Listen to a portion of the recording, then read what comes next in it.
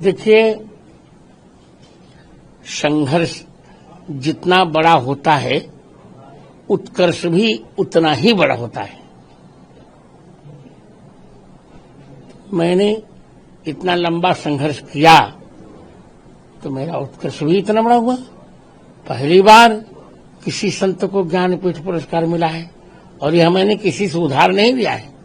कल भी मैंने यही बात कही, काम करके लिया है, कोई सोच नहीं, कोई सिफारिश नहीं, किसी का कुछ नहीं। अब तक 250 पुस्तकें लिखी मैंने, उसमें 150 पुस्तकें संस्कृत में है। संस्कृत में मेरे 4 महाकाव्य हैं,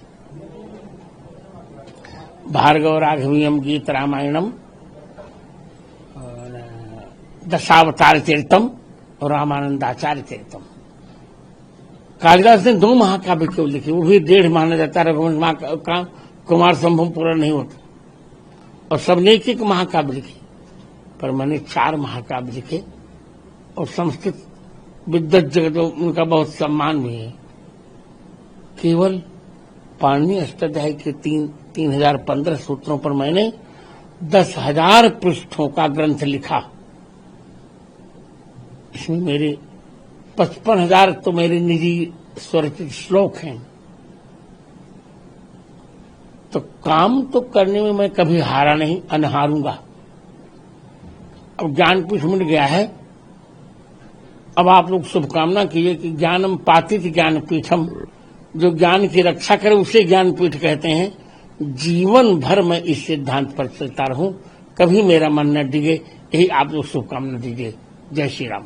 ऐसा है, मैंने ये बात पहले भी कही, इस कार्य के लिए निष्ठा चाहिए। जब भी थोड़ी सी भी स्वार्थ लिप्तता रहेगी तो व्यक्ति काम नहीं कर सकेगा। कर्मण्येवाधिकारस्ते मां फलेषु कदाचन। और मैं तो कहूंगा वेतन भोगी तो कभी कर ही नहीं सकता, क्योंकि उसके पास एक स्वार्थ होता है। अब तक जिन्होंने काम किया है संस्कृत और संस्कृत के लिए, वो वेतन भोगी नहीं थे और मैं भी वेतन भोगी नहीं हूं, इसमें इतना बड़ा काम मैंने किया। नहीं तो वेतन भोगी होता, मैं भी रिटायर्ड होता, मैं भी चक्कर में पड़ता कि हमारी सैलरी कम है।